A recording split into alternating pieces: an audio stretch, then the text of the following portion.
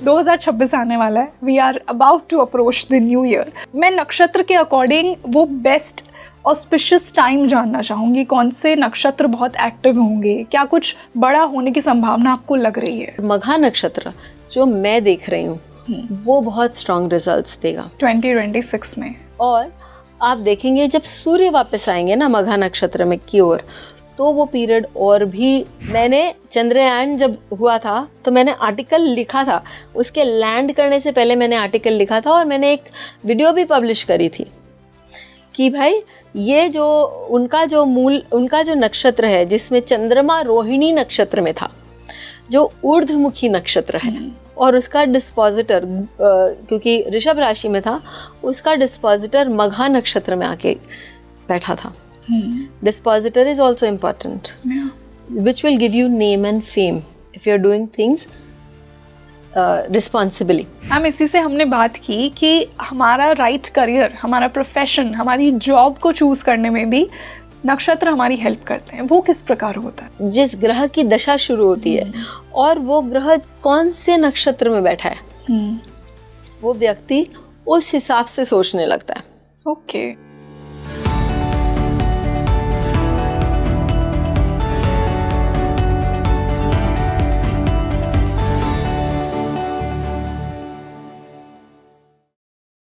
Hello everybody, this is your host Rangoli Sharma and a very warm welcome to your favorite spiritual podcast Speaking Tree।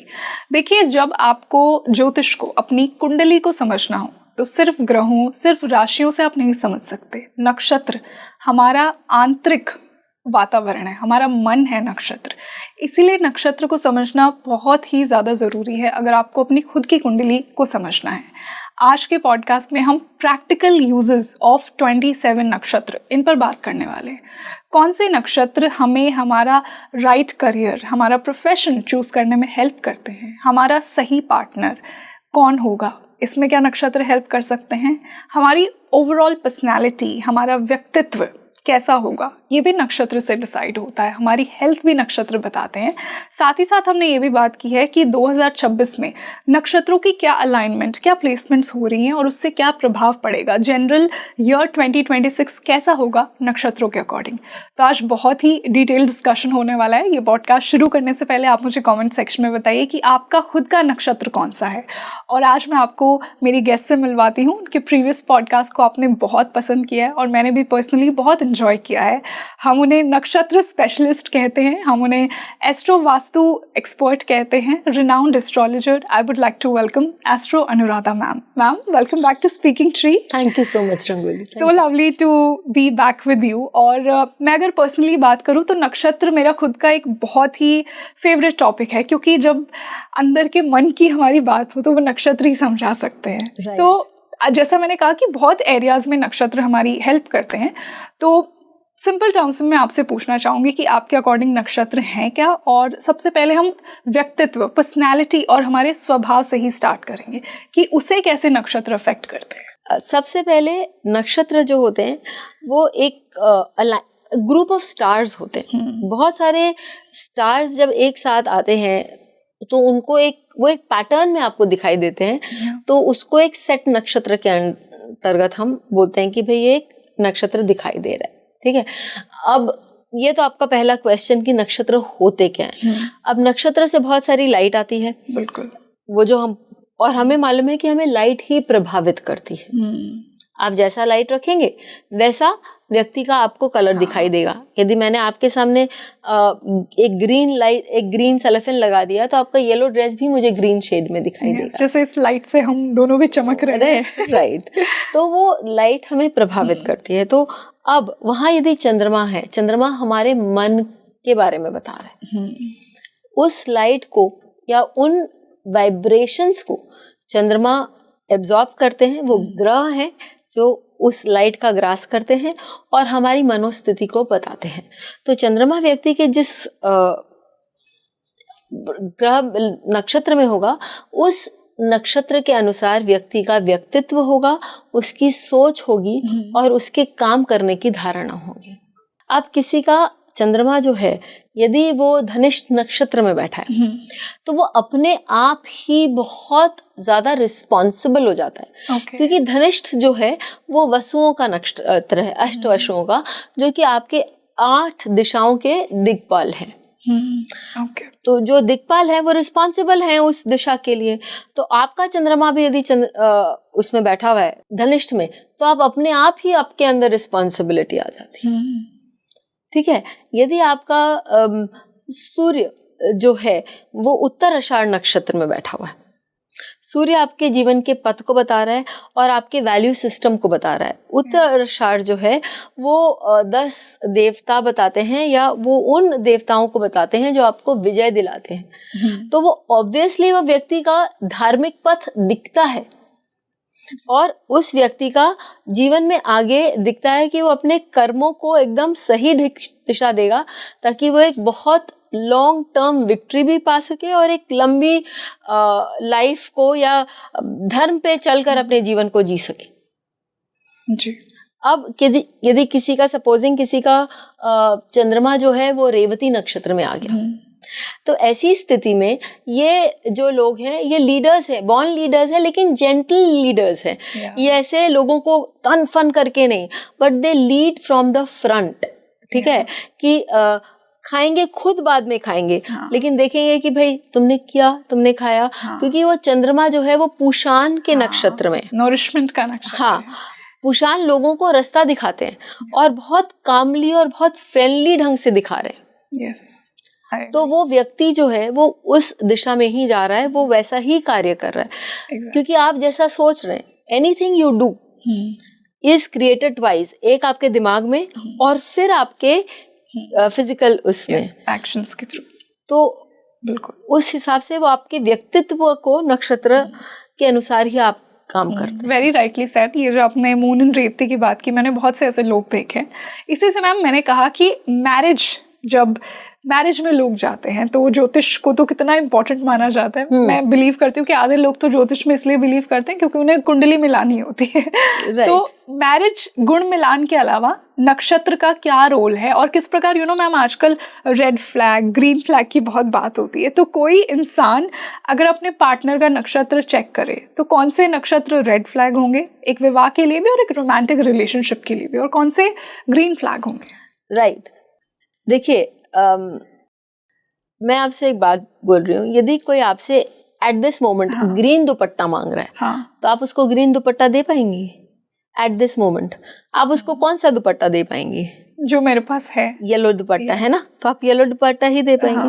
तो जो आपके अंदर नहीं है या मेरे अंदर नहीं है, क्या मैं वो किसी और को दे पाऊंगी? नहीं दे पाऊंगी।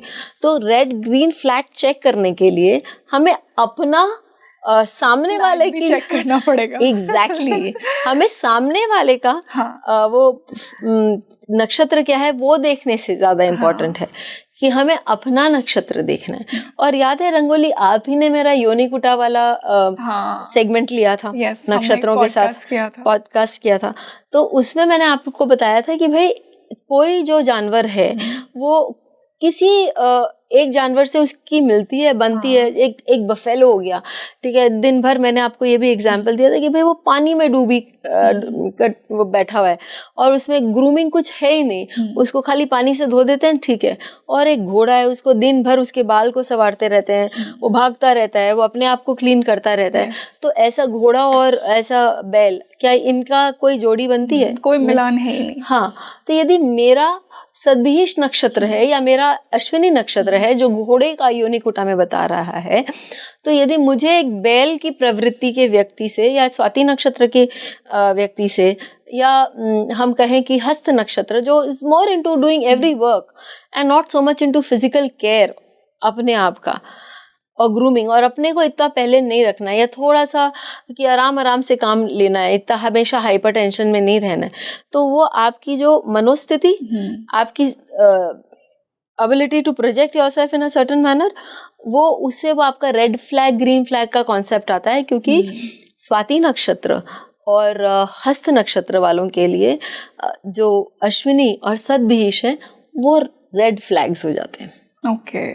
तो आपको अपने नक्षत्र की मैचिंग करनी होगी उससे। ऐसा कोई भी नक्षत्र रेड या ग्रीन फ्लैग नहीं होता, ये कहना गलत होगा। हाँ, ये आपके योनिकुटा से आपने मैच किया। देखिए, सांप का सबसे बड़ा दुश्मन कौन है? नेवला। एग्जैक्टली। तो रोहिणी या मृगशिरा नक्षत्र वालों के लिए उत्तर आषाढ़ नक्षत्र रेड फ्लैग है। देखिए, अभी हम सतभिष और अश्विनी नक्षत्र के लिए बात कर रहे थे, तो हमने 2 उसके रेड फ्लैग्स के बारे में बात किया कि भाई उसके रेड फ्लैग्स आपके हस्त नक्षत्र हैं और आपके स्वाति नक्षत्र हैं, राइट। लेकिन उसके ग्रीन फ्लैग्स भी हैं। उसके ग्रीन फ्लैग्स आपके श्रवण नक्षत्र और पूर्वाषाढ़ नक्षत्र हैं, जो कि male and female Shravan is female monkey और पूर्वाषाढ़ मेल मंकी है। उनका हॉर्स के साथ यूनिकुटा में अच्छा जमता है। 3 पॉइंट्स है, 4 आउट ऑफ 4 पॉइंट्स। तो आप उनका, यदि ऐसे लोगों का आपस में विवाह होता है तो एक ग्रीन फ्लैग है। आपकी मनोस्थिति, आपका जो थिंकिंग प्रोसेस है या आपका ग्रूमिंग प्रोसेस है, क्योंकि बंदर भी बहुत ग्रूम करते हैं एक दूसरे को, हॉर्सेस भी बहुत ग्रूम करते हैं, वेरी वेल प्रेजेंटेड, ये सारी चीजें आपको कहीं ना कहीं एक दूसरे के साथ जोड़ती है। That gives you a green flag. Okay ma'am, इसी से हमने बात की कि हमारा राइट करियर, हमारा प्रोफेशन, हमारी जॉब को चूज करने में भी नक्षत्र हमारी हेल्प करते हैं। वो किस प्रकार होता है? जब हम जॉब की बात करें तो देखिए, मैं आपको बोलूंगी, मैंने हमेशा ये बोला है कि मैं डिविजनल चार्ट्स में भी नक्षत्र देखती हूँ, and I am unapologetic about it, क्योंकि वो मेरे को रिजल्ट्स देते हैं। The proof of the pudding it lies in the eating. वो मेरे को बहुत अच्छे रिजल्ट्स देते हैं। जैसे हिंदी में हम बोलेंगे ना, हाथ कंगन तो आरसी क्या, है ना। तो वो मेरे को वैसा रिजल्ट मैंने देखा है कि देखिए, जब व्यक्ति की जिस ग्रह की दशा शुरू होती है और वो ग्रह कौन से नक्षत्र में बैठा है, वो व्यक्ति उस हिसाब से सोचने लगता है। ओके।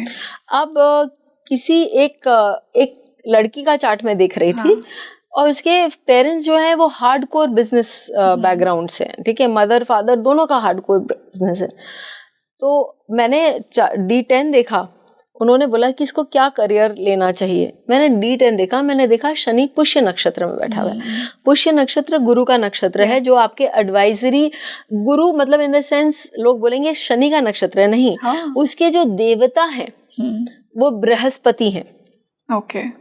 D10 में शनि उसके पुष्य नक्षत्र में बैठे थे, और बृहस्पति काउंसलिंग करते हैं, मिनिस्टर का रोल वो करते हैं, और गवर्नमेंटल पोजीशंस में रहते हैं, और उसका शनि वो एक्सीडेंटली 10th हाउस के साथ संबंध भी बना रहा था। तो मैंने बोला कि ये तो गवर्नमेंट सर्विसेज के लिए तैयारी कर सकती है। अब वो फादर एंड मदर इतने अचंभित हो गए थे, मैम हाँ वो गवर्नमेंट सर्विस में जाना चाहती है, लेकिन क्या इसके लिए बिजनेस अच्छा नहीं है? अब आपके बच्चे की सोच इसलिए परिवर्तित हुई है क्योंकि उसकी दशा वो चल रही है। एग्जैक्टली, उसको प्लेसमेंट्स वो मिले और दशा ने वो एक्टिवेट कर दिया। तो जब आप करियर के बारे में देख रहे हैं, तो आप देखिए कि आपके लॉन्ग टर्म वाली जो दशा है, क्योंकि करियर आप ऑब्वियसली शॉर्ट टर्म गोल्स पे नहीं करते हैं, आप लॉन्ग टर्म गोल्स पे करते हैं। तो लॉन्ग टर्म वाली जो दशा है वो D10 में कौन से इसमें जाके बैठी है, नक्षत्र में जाके बैठा है, और वो आपको स्ट्रेट आपको इंडिकेशंस देने लगते हैं। अब ऑब्वियसली कि वो कौन से हाउस से कनेक्ट करता है, ये सारी चीजें भी हम देखते हैं। लेकिन एक ऊपरी तौर पे मैं आपको एक और चीज बताती हूँ इसी के साथ, करियर के लिए। करियर के साथ पढ़ाई बहुत इंट्रिकेटली जुड़ी हुई है कि भाई आदमी पढ़ाई क्या करेगा। तो मैं आपको बोलूं, मैं प्रश्न में भी नक्षत्र देखती हूँ। प्रश्न कुंडली में भी नक्षत्र? हाँ। कैसे? देखिए, जब हमने प्रश्न क्या हुआ था कि एक बच्चा था, ठीक है, तो उसका सैट का स्कोर बहुत अच्छा आया, 99.7, हाँ। तो वो एक बहुत टॉप स्ट्राटा का स्कोर आया था। अब उसका कहीं से कॉल नहीं आ रहा है, तो obviously he is aiming for high schools, है ना, यूनिवर्सिटीज के लिए, लेकिन उसका कॉल नहीं आ रहा। वो बहुत परेशान था। तो इसकी मदर, वो मेरी अच्छी फ्रेंड है, तो उन्होंने बोला कि अनुराधा जी आप क्या देख देंगी? मैंने कहा हाँ, प्रश्न लगा लेते हैं। तो हमने प्रश्न लगाया, और प्रश्न में हमने D24 जो आपका सिद्धांसा है और आपके पढ़ाई के बारे में देखते हैं कि भैया इसका होने क्या वाला है, ये देखना था मैंने। तो मैंने देखा कि वहां पर 5th लॉर्ड और 10th लॉर्ड, कुंडली मुझे बहुत अच्छे से याद है कि कुंडली जो है वो इसकी स्कॉर्पियो लग्न से D24 की कुंडली बनकर आई, और 10th लॉर्ड फिर सूर्य हुआ, और 5th लॉर्ड जो हुए वो गुरु ही हुए, और वो 5th हाउस में बैठे हुए हैं। 5th हाउस जो है वो आपको प्रैक्टिकल लर्निंग दे रहा है, और 10th हाउस आपके करियर के लिए पढ़ाई दे रहा है, ठीक है, और वो भी सूर्य है, और गुरु और सूर्य का कॉम्बिनेशन अच्छा वो देता है। और मैंने देखा कि भाई वहां पर तो उत्तर भाद्रपद नक्षत्र है जो एक्चुअली लर्निंग का नक्षत्र है, जो हाईएस्ट लर्निंग्स, क्योंकि वो शिव और शक्ति का नक्षत्र है, और शिव जी को तो आदि गुरु बोला गया है। yes.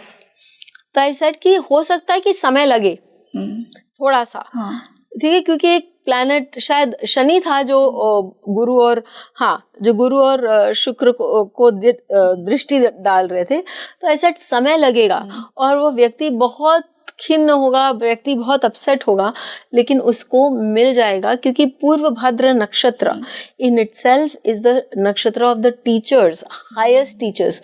इसको अच्छे, और 5th हाउस आपके टीचर्स को भी बताता है। आई सेड उसको हाईएस्ट टीचर्स मिलने ही है, और हाईएस्ट टीचर्स तो तभी मिलेंगे जब वो हाई स्कूल मतलब एक हाई लेवल के कॉलेज में जाएगा, उसका IIM में हो गया। और आपने उत्तर भाद्रपद नक्षत्र, शिव और शक्ति का वो उनको आदि गुरु भी माना जाता है। वाह। तो मतलब जो फाइन आर्ट्स भी है ना, वो उसी नक्षत्र से आते हैं।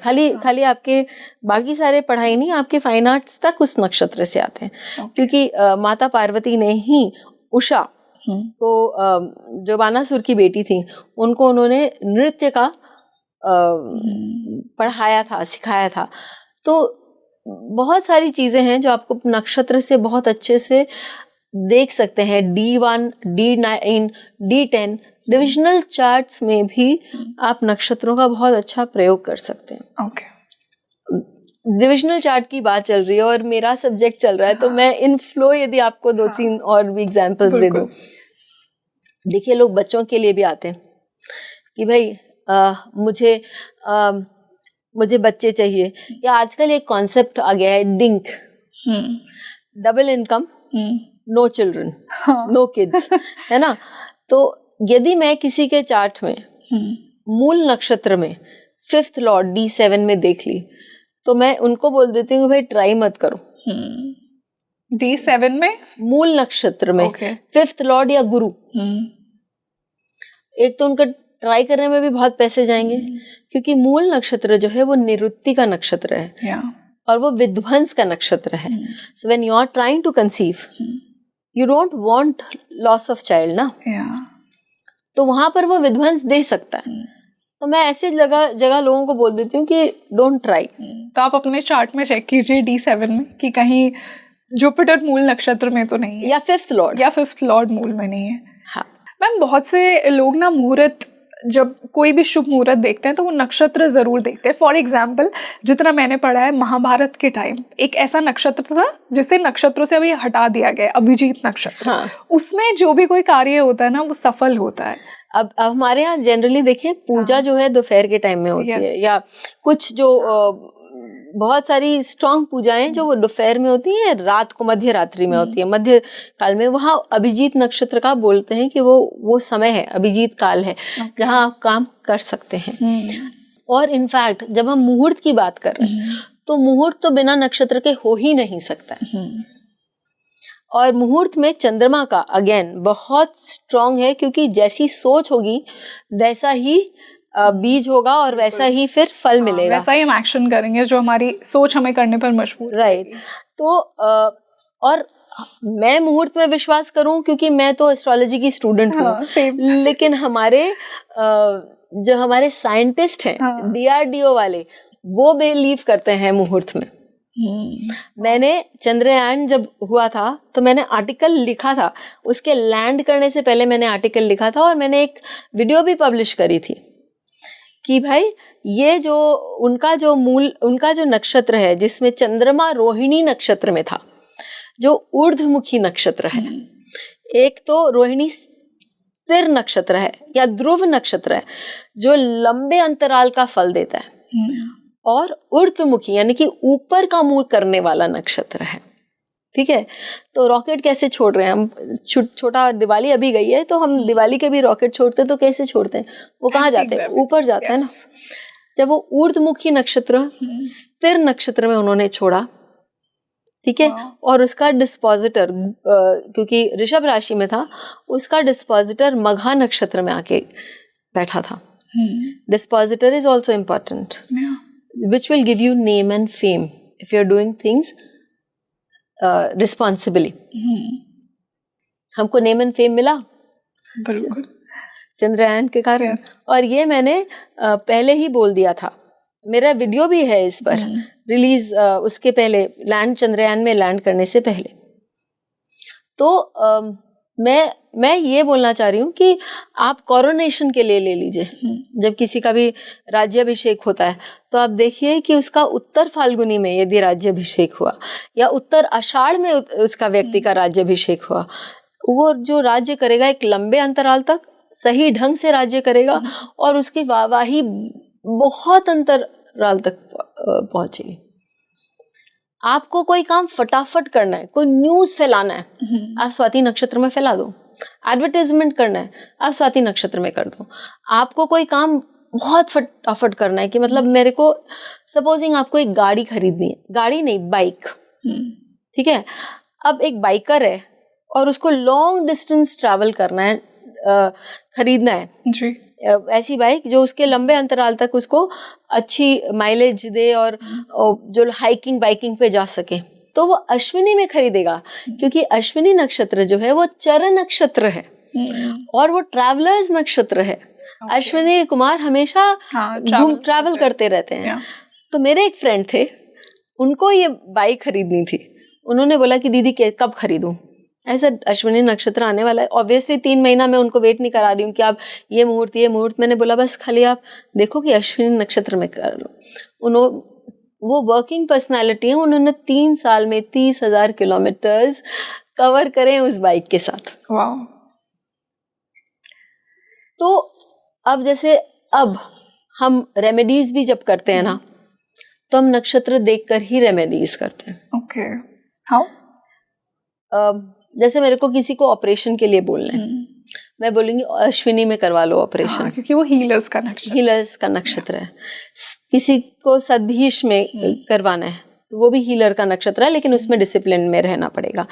यदि मुझे किसी का घर का किसी का शिलान्यास करवाना है, वास्तु की पूजा करवानी है, ठीक है, तो यदि हमने देखिए अब हमें घर के वास्तु की पूजा करवानी है जी, तो हमें वो एक अलग नक्षत्र में करवाना है। लेकिन हमें शिलान्यास करवाना है या हमें कुछ उसके घर में रेमेडीज करनी है जिसके लिए हमें गड्ढा खोदना है और वहां कुछ चीज डालनी है, तो हम हमेशा सजेस्ट करते हैं कि आप नीचे अधोमुखी नक्षत्र के टाइम में करिए, क्योंकि वो नीचे जाएगा और उसकी पावर उस समय वहां काम करेगी। इसी से मैं ये कंक्लूड कर रही हूँ, मान लीजिए किसी को दान करना है तो रेवती में कीजिए, क्योंकि वो तो पोषण का नक्षत्र है। हाँ, आप रेवती में करिए। वैसे दान के लिए तो आपको कोई भी नक्षत्र देखने की जरूरत नहीं है, लेकिन आप यदि रेवती में करते हैं, आप आद्रा में करते हैं, आप अनुराधा में दान करते हैं, आप हस्ता में करते हैं, तो उत्तर आषाढ़ में करते हैं, तो ये they work beautifully for a person. Ma'am, इसी से मैं ये भी जानना चाहूँगी, देखिए जैसा आपने कहा कि हम नक्षत्रों के बेसिस पे मुहूर्त डिसाइड करते हैं, क्या कुछ हम नक्षत्र के बेसिस पे नहीं कर रहे, रेमेडीज भी कर रहे हैं। 2026 आने वाला है, we are about to approach the new year, और सब में ना एक एक्साइटमेंट रहती है कि 2026 न्यू ईयर न्यू मी, इसमें मैं ये सब करूँगा, ये होगा। तो मैं नक्षत्र के अकॉर्डिंग वो बेस्ट ऑस्पिशियस टाइम जानना चाहूँगी, कौन से नक्षत्र बहुत एक्टिव होंगे, क्या कुछ बड़ा होने की संभावना आपको लग रही है? देखिए, जब आप 2026 को ऐड करते हैं, 2 + 2 4, 4 + 6 10 विच इज इक्वल टू 1। एक जो है वो सूर्य का नंबर है, सब जानते हैं इस बात को। सूर्य बहुत प्रतापी होता है, लेकिन सूर्य जो राशि मंडल में यदि जहाँ सूर्य ने अपना कुछ कहा या अपना एक प्रोटोकॉल रखा, उसके आगे कोई और नहीं रख सकता है। बिल्कुल। सो this year I see is the year of dictators, not only from numerology, नक्षत्र से भी, क्योंकि केतु ना व्यक्ति को पास्ट स्ट्रॉन्ग कर्म इतना देता है, फैनेटिक भी बना सकता है और बहुत स्ट्रांगली लोगों को इंस्पायर कर सकता है कुछ करने में। और केतु जो है वो मघा में जा रहा है, ठीक है, वो भी पितरों का नक्षत्र है। और यदि ये सब जानते हैं कि यदि पितरों को आप उनका रिस्पेक्ट ना करो, आप उनकी बात ना सुनो, तो आपके घर में भूचाल भी आ सकता है। बिल्कुल।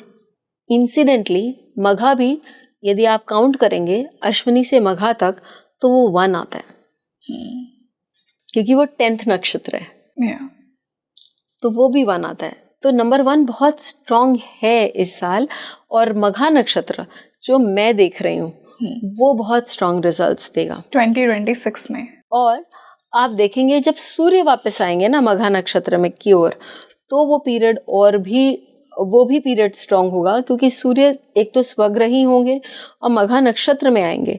It is somewhere in August next year, but that is a very strong time for people to find results, very very strong time.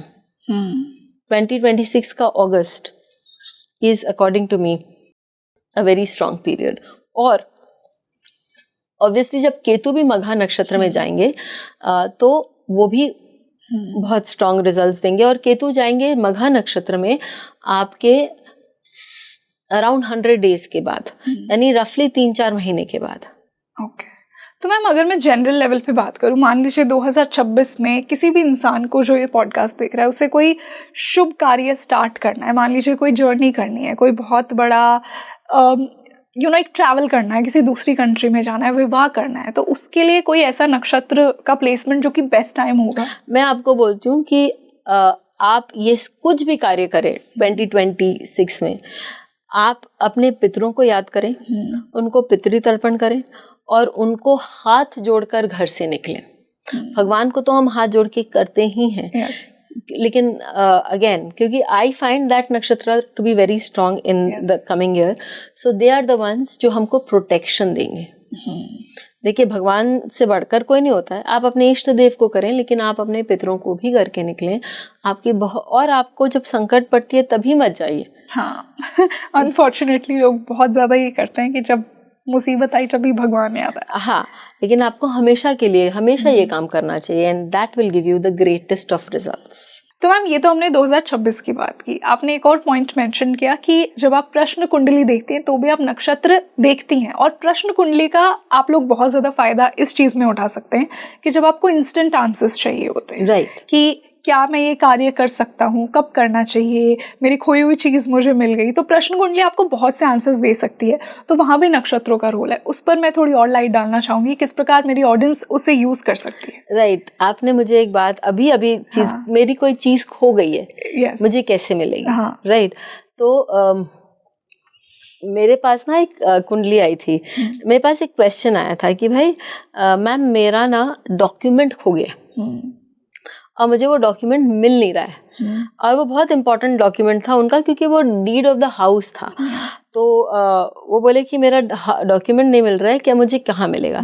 तो मैंने कुंडली लगाई, और कुंडली में पहले मैंने एक वैसी रीडिंग की कि भाई स्कॉर्पियो लग्न की कुंडली है, और जो चंद्र लग्नेश है वो चला गया 11th हाउस में, वर्गो में, और 9th लॉर्ड चंद्रमा बैठ गए आपके 4th लग्न पे। मैंने देखा ये सब बहुत सही है, और मैंने क्या देखा कि 4th लॉर्ड जिसको हम लॉस्ट ऑब्जेक्ट्स बोलते हैं वो शनि है, तो वो ओल्ड डॉक्यूमेंट है कोई। yes. और वो 5th हाउस में रेट्रोग्रेड होके बैठा हुआ है, और वो कहाँ, पूर्व भद्रा में बैठा हुआ है, और मंगल जो है वो हस्त नक्षत्र में बैठे हुए थे।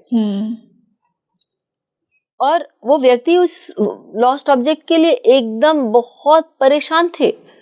मैंने बोला कोई आपको सामान आपका मिलेगा, लेकिन आपको क्या करना है कि आपको उसको बार बार देखना है, क्योंकि शनि रेट्रोग्रेड था।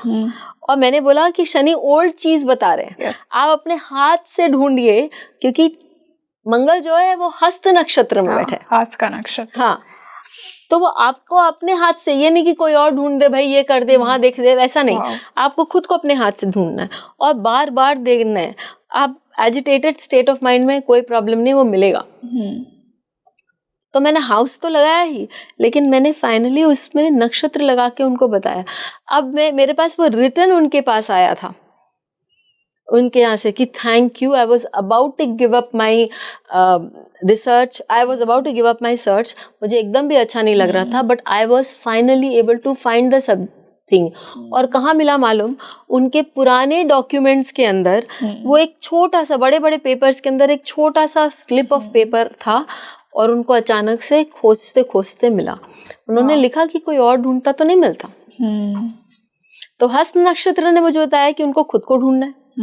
पूर्व भाद्रा ने बताया कि भाई वो एजिटेटेड हैं थोड़े से, लेकिन रेवती, वो पूर्व भाद्रा में रेट्रोग्रेड है, तो एक बार में काम नहीं बनेगा। और वहां पर पुनर्वसु भी एक्ट कर रहा था। पुनर्वसु इज पुनः पुनः, again and again. Yes, nakshatras make the best of the answers. देखिए, मैं बार बार आपको ये बोलती हूँ कि because they answer for me, तो मेरे लिए तो वही है सब कुछ। सो आई होप कि अगर आप प्रश्न कुंडली से कुछ ढूंढना चाह रहे हैं अपनी लाइफ में, तो आप भी अपने नक्षत्र की प्लेसमेंट को ज़रूर देखिएगा। सो मैम, आई थिंक बहुत ही एक डिटेल डिस्कशन था और हमने डिफरेंट एस्पेक्ट्स को टच किया। स्पेशली जब हम प्रैक्टिकल यूज़ की बात करते हैं, हम यूजुअली सोचते हैं कि हम हर नक्षत्र को ना थ्योरी वाइज ही समझेंगे कि समझ लिया कि ये कैरेक्टरिस्टिक है, ऐसा होगा। आज हमने डिफरेंट एरियाज की बात की, हमने मैरिज की बात की, हमने रोमांटिक रिलेशनशिप्स की, करियर की, 2026 में नक्षत्र कैसे हेल्प करेंगे, प्रश्न कुंडली में क्या रोल है। सो आई थिंक बहुत ही डिटेल डिस्कशन मेरी ऑडियंस को मिला। So as always it was a pleasure to discuss one of our favourite topics, nakshatra with you. Thank you, I am really grateful. Thank you so much Rangoli. तो आप मुझे comment section में बताइए आपका नक्षत्र कौन सा है और आपने कितना रिलेट किया आज के इस पॉडकास्ट से। हमने डिफरेंट एस्पेक्ट्स की बात की। क्या आप भी अपने नक्षत्र से अपना राइट करियर, प्रोफेशन, अपना रोमांटिक रिलेशनशिप, अपनी मैरिज, अपनी ओवरऑल पर्सनालिटी को रिलेट कर पाते हैं? अगर हाँ, तो मुझे कमेंट सेक्शन में ज़रूर बताइए और मैं यूँ ही आपके लिए स्पीकिंग ट्री के माध्यम से इंसाइटफुल डिस्कशंस लेकर आती रहूँगी। साथ ही साथ मुझे ये भी कमेंट सेक्शन में बताइए कि आने वाले पॉडकास्ट में हम मैम के साथ और कौन से टॉपिक्स पर बात करें। मैं हूँ आपकी होस्ट रंगोली शर्मा। नमस्ते।